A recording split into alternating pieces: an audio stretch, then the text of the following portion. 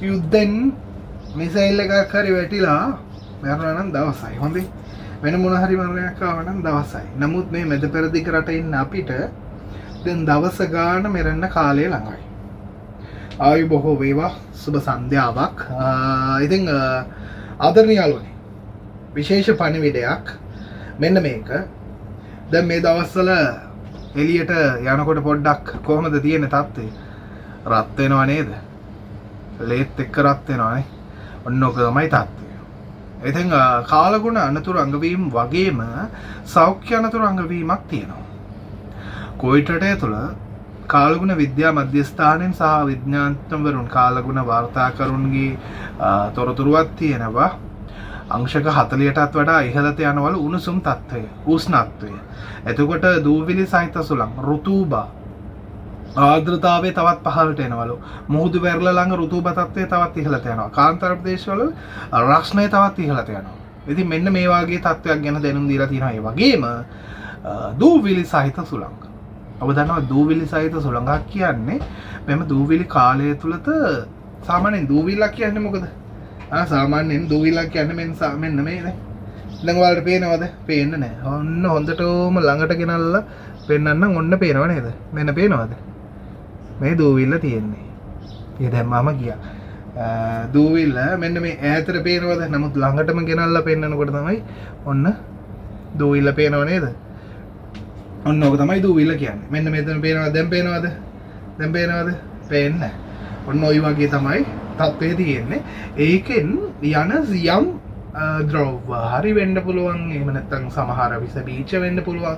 ඒව ඇතුළට ගියාම සමහර වෙලාවට අපිට මේ උස්ම ගන්න බෑ. මෙහෙම මෙතන මේව හිර වෙනවා. අපිට මේ හැම නිතරම ඒ වගේ සිදුවීම් තියෙනවා. දැන් මටත් එහෙම ප්‍රශ්නයක් තියෙනවා. මට කහිනවා.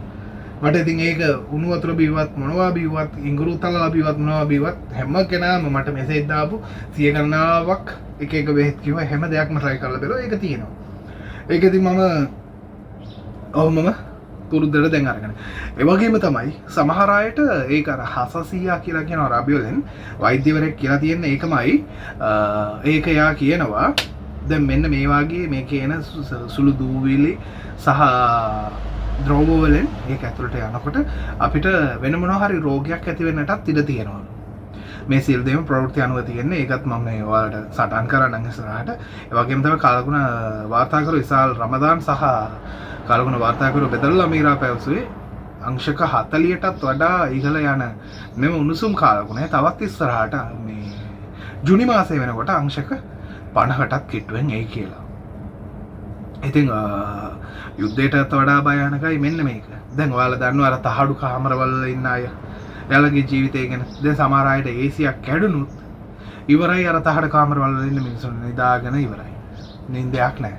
ඔන්න ඕක ප්‍රශ්නයක්. එතකොට තව එකක් තමයි උදාහරණයක් ඉතින් කියන්න ඕනද බාත්රූම් ගිහිල්ලා හොද ගන්න ගියාම මේ නේද? ඒ තරමට තත්ත්වය. මේ සීතල කාලේ මේ උණු වතුරෙන් ප්‍රශ්න අනිත් කාලේ මේ උෂ්ණ කාලය આવුත් නෝමල් ටැංකියේ තියෙන වතුර පවා මාර විදියට රස්න පිටින් එනවා. ඉතින් ඔන්න ඔය වගේ තත්ත්වයක් තියෙනවා. ඉතින් ඒකත් එක්කම තමයි අද යාළුවනේ මම වීඩියෝ එකක් අටච් කරන්න අවස්ථාවට අපිට දරා ගන්න බැරුව ඉන්නවා වගේ තමයි මේ අපේ ගෙවල් වල තියෙන මල් පැලවල්. බොහෝ දෙනෙක් එහෙම වතුර දානවා. ගොඩාක් ස්තුතියි එහෙම කරනවට.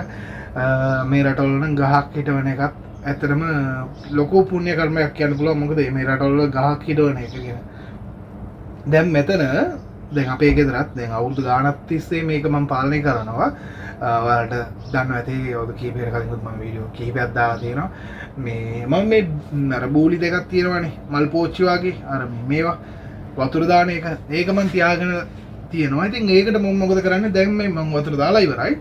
දැන් මේ ගහකට වතුර දැම්මානේ. දැන් ආයෙ වතුර පුරවලා තියලා තියෙනවා. ඉතින් මේක හෙට එනකොට මේ කාමරය ඇතුළේ තියෙන මේ ස්ටෝර් එක ඇතුළේ තියෙන්නේ. හෙට එනකොට අනිවාර්යෙන් ඒක වතුර ටිකක් රස්න ගතිය නෙමිලා දැන් රස්න වතුර ටික පට්ටම රස්න උඩා තියෙන ටැංකියෙන් එන වතුර. දැන් ඒක සාමාන්‍ය වතුර හොඳටම මේ කියන්නේ රස්න අඩු වෙලා සීතල තත්ත්වෙන් තියෙනවා. දැන් මම මොකද කරන්නේ? ඉස්සරහම අරගෙන ගිහිල්ලා ඒක භාගයක් මේ මල්පැල වලට දාලා මදි කෑන් දෙකක් එතකොට මොකද කරන්නේ ආපහු භාගයක් දාලා අරගෙන ඇවිල්ලා ඒ භාගෙන්ම ආයි වතුර පුරවනවා ටැප් එකේ වතුර. එතකොට මොකද වෙන්නේ රස්නයි මේ සීතලයි තියෙන නිසා ලාවට නිවිපු වතුරක් වගේ ආයෙත් සීතල ගතියටම වතුර එනවා. එතකොට ඒ ටික අරගෙන ආයෙත් මල් පැල වලට දාලා සම්පූර්ණයෙන්ම ඉවර කරනවා. ඊට පස්සේ ආයෙත් පුරවලා තියෙනවා. ඉතින් මේක රොටේන් කරපු නිසා තමයි අවුරුදු 8ක් 9ක් තිස්සේ මේ ගස් ටික ඔහොමම තියාගෙන ඉන්නේ. නැත්තම් මේ දවසක් හරි මගේ අරනොත් ඉවරයි මැරෙනවා උෂ්ණ කාලේ. ඉතින් ඒක පොඩ්ඩක් පාලනය කරන්න ඕනේ. ඉතින් පුළුවන් තරම් හැමෝම පරිස්සමෙන් ඉන්න. සීතල කාලේ අපි කොහොමද පරිස්සම් වෙන්න ඕනේ මේ දුමෙන් අර මේ අඟුරු පත්තු කරන එකෙන් මෙන්න මේ දින්නේ. මේ ළඟම තියෙනවා මට.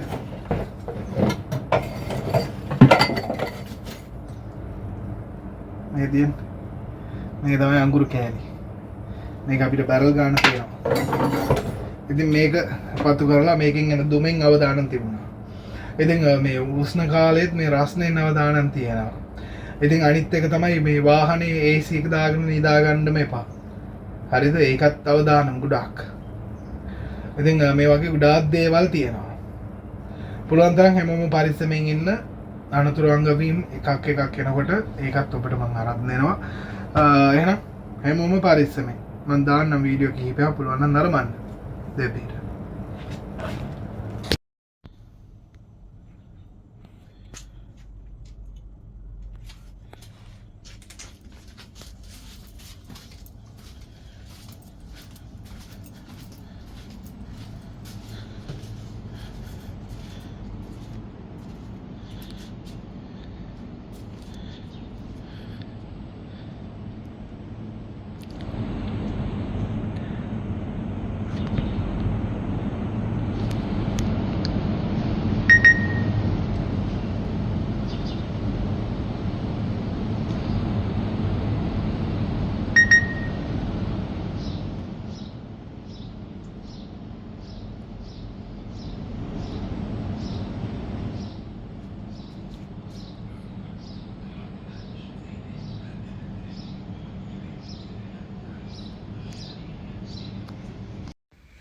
في 15 مايو بإذن الله تعالى راح تنتهي السريات وهي آخر مواسم الربيع وندخل في الاستقرار الجوي.